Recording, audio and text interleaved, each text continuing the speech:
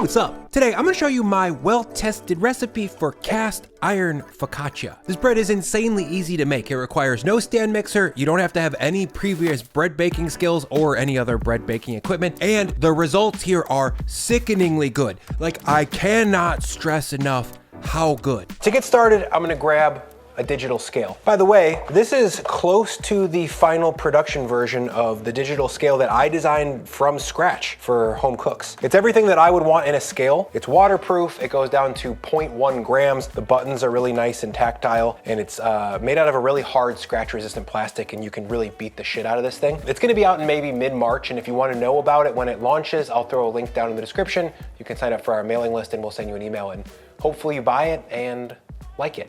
To get started, I'm gonna tear out my scale here and get it into grams. Then I'm gonna throw a medium bowl on the scale, tear that out, and then I'm gonna grab some water that is 90 degrees Fahrenheit. That looks good. In total, I need 360 grams. The temperature of the water does matter quite a lot. When you're baking at home, this is probably the #1 variable that can lead to success or failure. If the water is way too cold, your dough is gonna go slow, and all the timings in this recipe that I give you aren't gonna make any sense, and you're gonna have something that isn't gassy, it's dense, and very sticky. And if the water's too hot, your dough is gonna ferment super quickly, it's gonna get really gassy and puffy, and it's gonna be a pain to deal with, and it might get so gassy that it actually deflates, and you end up with a dense, flat pancake of a focaccia, which isn't what you want. So get a digital thermometer and make sure that you're somewhere in the ballpark of 90 to 95 F, or just use bath water temperature. You want it to be pretty warm. So I'm gonna tear that out now and then add in 450 grams of bread flour. Also, if you're wondering,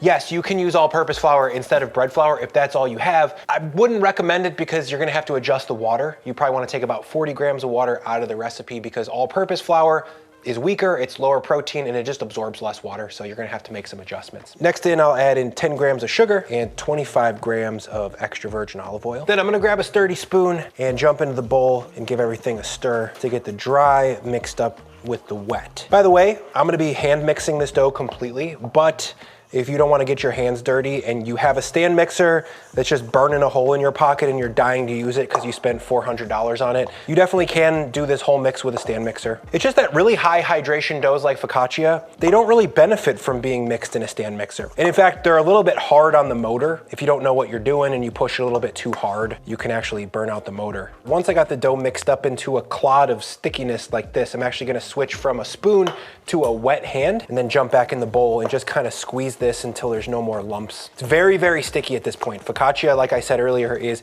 extremely high hydration, which just means that the percentage of water in the dough is high. There's just a lot of water. And that makes it a tricky dough to handle sometimes. But the benefit is that it's going to be contained by high walls. It's basically a pan bread. So you don't need something that really is super strong and can stand up on its own like a hearth bread. And after another 30 seconds or so of just kind of squeezing this until the lumps are out, we are mixed together.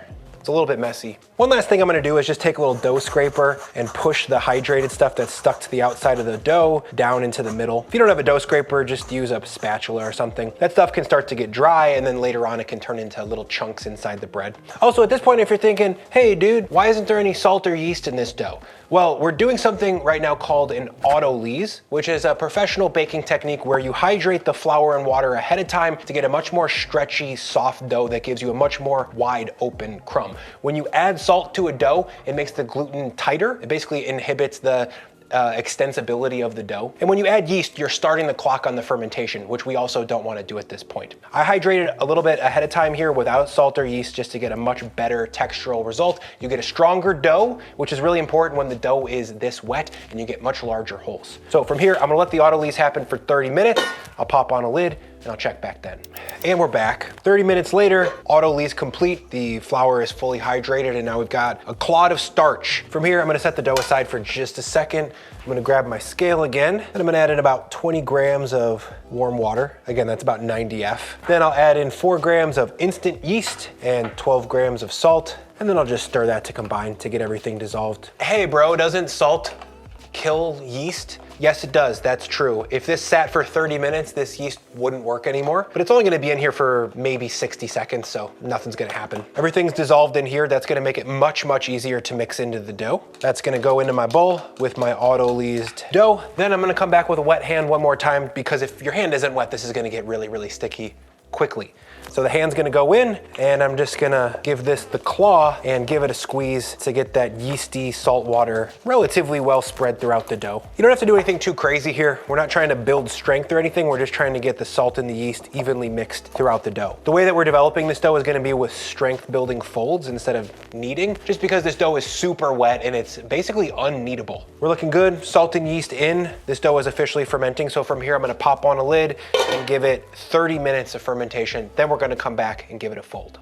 30 minutes later, we've got a bowl of slop, basically. This definitely is not dough, but we're gonna do something about that. To make this dough stronger, I'm gonna get my hand nice and wet like this. I'm gonna jump into the bowl, grab a grip, pull it out as far as it'll go. Yeah, dude, like the autolyse made this dough so stretchy. That's awesome. So from here, I'm just gonna fold that back. Then I'm gonna grab another grip, fold that back, and basically just repeat that about 5 times, rotating the bowl a few inches each time. And after a while, you'll get to the point where you can't really stretch the dough out anymore and it starts to tear. So from here, I've got 5 folds in the dough. I'm gonna grab a corner of it and flip it over so that those folds are underneath. And then I'm gonna come back and round the dough into a nice, tidy ball.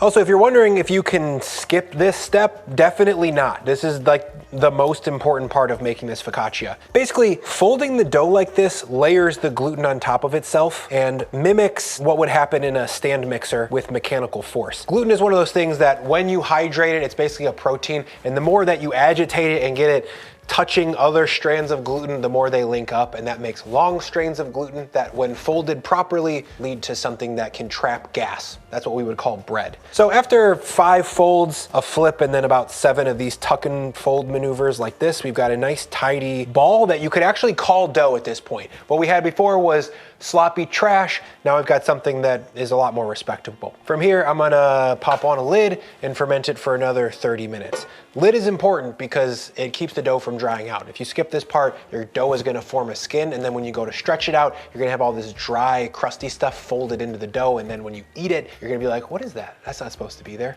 So definitely use a lid or plastic wrap or a very damp towel. See you in 30 minutes. And we're back for another SBF. It's gonna be the same as before. I'm just gonna rip this until I meet resistance and fold it back over.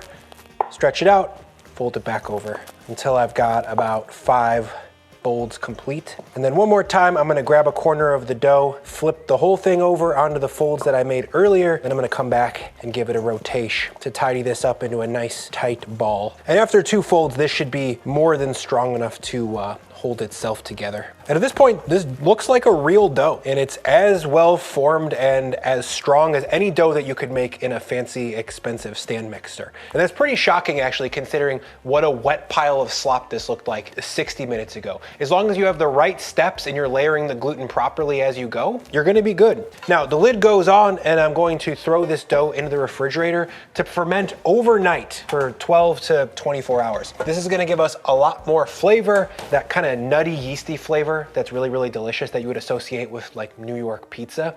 And it's gonna give us more structure so the dough holds itself up properly in the oven. Now, you can skip this overnight fermentation step if you're in a rush.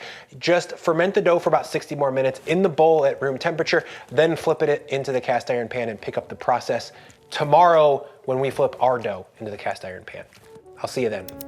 Ooh, baby, the next day, we've got a fully fermented focaccia dough. That looks beautiful. That looks like a fully formed professional level dough. It's got a little bit of shine to it. It's well fermented, it's gassed up, it's nice and strong, and it's gonna make really beautiful focaccia. From here, I'm gonna grab a 12-inch cast iron pan and liberally hit it with olive oil, like an egregious amount. This is probably like a 1/4 cup. You wanna be really aggressive here and push it up the sides, because this is a huge part of the aesthetic quality of focaccia. It's not just a non-stick surface. All this oil combines with the dough and gives it this really beautiful fried golden brown crust on the bottom that honestly makes up for well over 50% of the deliciousness of this bread. So So definitely don't skimp on the olive oil. Once the pan is liberally coated up, I'm gonna flip my dough out of the bowl into the oil, trying not to degas it, but the dough is plenty strong at this point, so you're not really at a huge risk of degassing. Make sure your fingers are oiled. You kind of want to come back and pop any major bubbles and just gently spread this out so that the mass of dough is more or less flat in the pan. The way I flipped it out, it was really heavy on this front side, and that's gonna lead to a lopsided focaccia. So make sure to push some of this dough back to where it's a little thinner and just get it into a kind of pancakey type shape. And then I'm gonna get even more oil on my fingers at this point once the dough is spread evenly,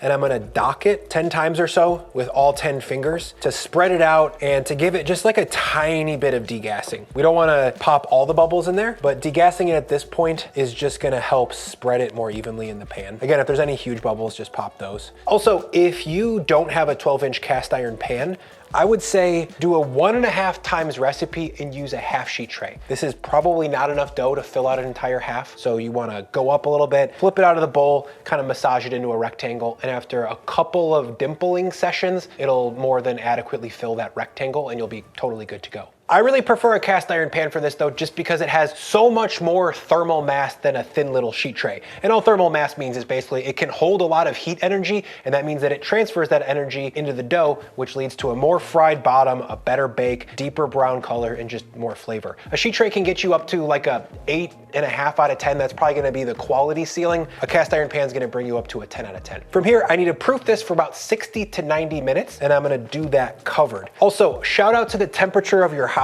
You wanna make sure that it's pretty warm when you're proofing something, especially when you've pulled a cold dough out of the fridge. I would say make sure that your house is at least 70 Fahrenheit, but it'd be better if it was a little bit warmer. I think right now I've got it turned up to about 74, 75 F, which is pretty warm, I'll give you that. So if you don't wanna heat up your entire house just to proof a loaf of bread, you can also preheat your oven early, get it up to 500 F, and the residual heat in this area is gonna create a little microclimate that's about 75 degrees Fahrenheit, and that's gonna help your dough proof much faster. So I'm gonna set this off to the side. We're gonna proof it again for about 60 to 90 minutes, but I'm gonna come back halfway to dimple it up a little bit more. So I'll see you in 45.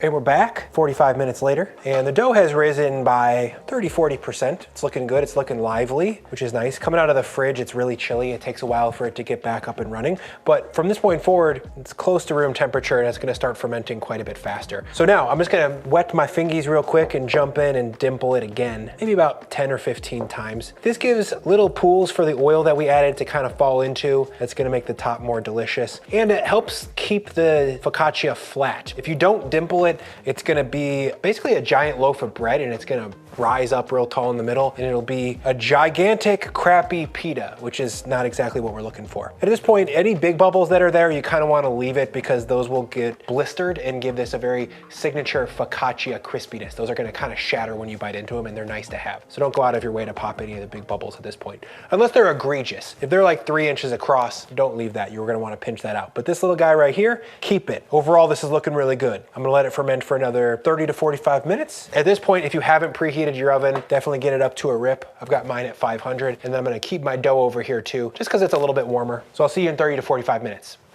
All right, dudes and girls, it's time. Ooh, ooh, ooh, that is nice and proofed. The way I know it's actually ready for the oven though is that when I give it a little jiggle, you can see it's got a nice bit of life to it. It's looking very well gassed up. It's such a wet dough though, you can't really get a vibe for how proofed it is by poking it because it doesn't have a ton of gluten going on, if we're being honest. Compared to a loaf of hearth bread or something like that, this is quite a bit more slack. You kind of just want to go by eye. In a 12-inch pan, we've more than doubled in size here. We're at probably about 120% of our original size. It's really hard to overproof a focaccia, basically. So just get it nice and bubbly and use your gut. From here, I'm gonna top this thing with 2 or 3 generous pinches of flaky Maldon salt. I'm more of a minimalist when it comes to focaccia flavors. I just prefer salt and oil, but some other flavorings that are really traditional would be fresh rosemary, that's the classic, or sun-dried tomatoes and pitted olives would be really good. Or you could put cheese on top of this, basically whatever you want. This is a wonderful vehicle for all different types of flavors.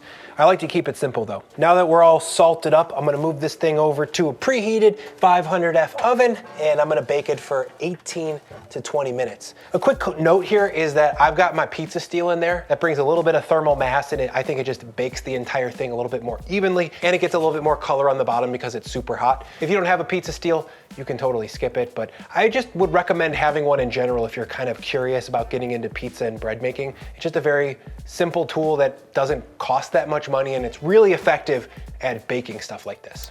And after just about 20 minutes or so, I'm gonna pull this out and flip it onto a wire rack right away so that it can cool down and fully set. If you left it in this ripping hot cast iron, the bottom could get a little bit too dark because it's gonna carry over, but the main thing that I'm looking to avoid is steaming. If you leave it in the pan, the bottom's gonna get all steamed up, or we're gonna lose that really nice crispy edge that we worked so hard to get. Now, I've let this cool for about 15 minutes or so, and you don't really need to go much further than that because this is one of the rare breads that you don't really need to wait for it to cool down 100%. I mean, you definitely don't want to cut into it while it's ripping hot because it's going to be a gummy mess, but after 15 minutes, it should have set enough to be finished. Ooh, dude, that looks so good, dude. My God. It tastes like funnel cake around the edges. It's so crispy. You really gotta go heavy on the oil. That's the key. I mean, look at this. This almost looks like a donut. Like if I told you that was an apple fritter, you would believe me. It's yeasty, it's fresh. It's got this custardy, creamy quality that you don't get from a lower hydration dough. In the crust, it's got a popcorn flavor, it's savory, it's salty, and it's got this wonderful, very layered overnight fermentation flavor. This is one of the easiest, most beginner-friendly types of bread that you could possibly make at home. This recipe requires almost no gear, and the payoff is insanely high. If you haven't tried it before, you definitely should. The recipe for this will be down in the description and linked over at my blog, brianlagerstrom.com. I really hope you try it, I really hope you like it, and I'll see you in the next one. My God, my God.